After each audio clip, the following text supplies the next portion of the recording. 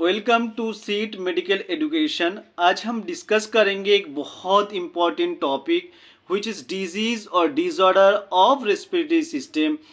इस वीडियो के अंदर हम जानेंगे रेस्पिरेटरी सिस्टम में कौन सा डिजीज़ और डिसऑर्डर होता है। ये वीडियो क्लास 11 और नीट एस्पिरेंट को बहुत हेल्प करेंगे, so please watch it. First topic is a hypoxia. Hypo means कमी, ऑक्सीजन मतलब oxygen. It is a condition of oxygen shortage in the tissue. Normally जो टिश्यू के अंदर ऑक्सीजन का कमी हो जाता है तब इस कंडीशन को क्रिएट होता है। हमारे बॉडी में मेनली जो ऑक्सीजन टिश्यू के अंदर सप्लाई होता है वो लंग्स के इंस्पिरेशन के कारण ब्लड में जाता है ऑक्सीजन, वहाँ से टिश्यू के अंदर जाता है। जब टिश्यू के अंदर ऑक्सीजन सही तरीके से पहुँच नहीं पाते या वहाँ पे ऑक्सीजन का स्टोरेज नहीं होता है, ऑक्सीजन प्रॉपर तरीके से पहुँच नहीं पाते, तो उस कंडीशन को हम हाइपोक्सिया बोलते हैं। Next topic is bronchitis. It is the inflammation of the bronchi. जब ब्रोंकी के अंदर इन्फ्लेमेशन हो जाता है इस कंडीशन को हम ब्रोंकाइटिस बोलते हैं। Bronchial asthma. It is N allergic attack of breathlessness accompanied by bronchial obstruction और spasm। ये जनरली फॉरेन सब्सटेंस के कारण ब्रोंकियल्स में हाइपर सेंसिटिविटी हो जाता है। इसका जो कॉमन सिम्टम्स है ये कफिंग और डिफिकल्टी ऑफ ब्रीथिंग होते हैं। Then next pneumonia. It is an acute infection due to inflammation of the alveoli of the lungs. जब एल्वी जो लंग्स का जो हम लंग्स का ट्री देखे है ना, trachea, bronchi, bronchioles, then alveoli, तो एल्वियोली के अंदर जब इन्फ्लेमेशन हो जाता है तब इस कंडीशन को हम न्यूमोनिया बोलेंगे। नेक्स्ट है emphysema. It is N chronic disorder in which the alveolar walls are damaged due to which respiratory surface is decreased।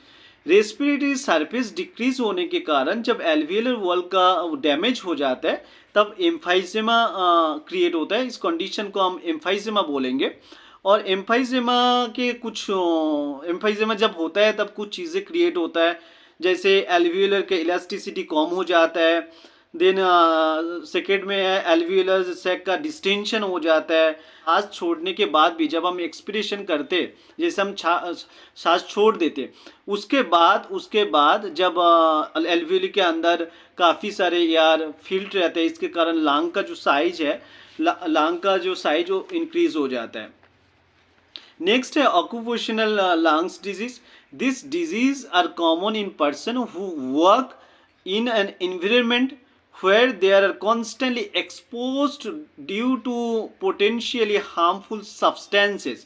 मतलब जो लोग फैक्ट्री में काम करते हैं, जैसे कोई गैस का हो गया, फ्यूम्स का हो गया, डस्ट का हो गया, तो फैक्ट्री में जो काम करते हैं ना, तो फैक्ट्री का जो डस्ट पार्टिकल्स है गैस के कारण और फ्यूम्स के कारण उनका भी एक डिजीज़ होता है। तो उस डिजीज़ को हम ऑक्यूपेशन बाई ऑक्यूपेशन हो रहा है ना, तो इसलिए हम उसको ऑक्यूपेशनल डिजीज़ बोल रहे हैं।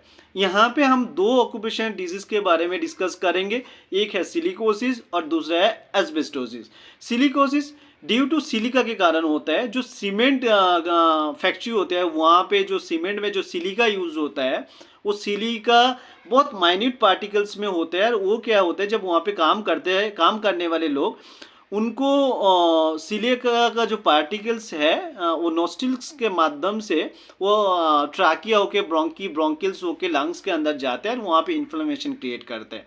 और एस्बेस्टोसिस को भी सेम, जो लोग एस्बेस्टोसिस में काम करते हैं वहाँ पे क्या होता है, एस्बेस्टोसिस के जो माइन्यूट पार्टिकल्स होते हैं वो नोस्टिल्स के माध्यम से वो भी ट्रैकिया देन ब्रोंकिल्स एल्वियोली में जाते हैं। वहाँ पे जाके एल्वियोली के जो इलास्टिसिटी है उसको डिक्रीज करते हैं, बहुत सारी इरिटेशन होता है। तो इसके कारण जो डिजीज़ होता है इसको हम ऑक्यूपेशनल डिजीज़ बोलते हैं।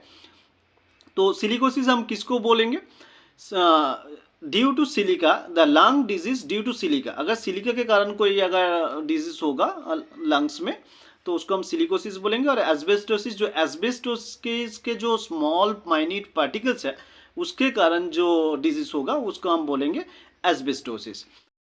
इसका वीडियो यहाँ तक है और हम नेक्स्ट वीडियो में मिलते हैं। Thank you.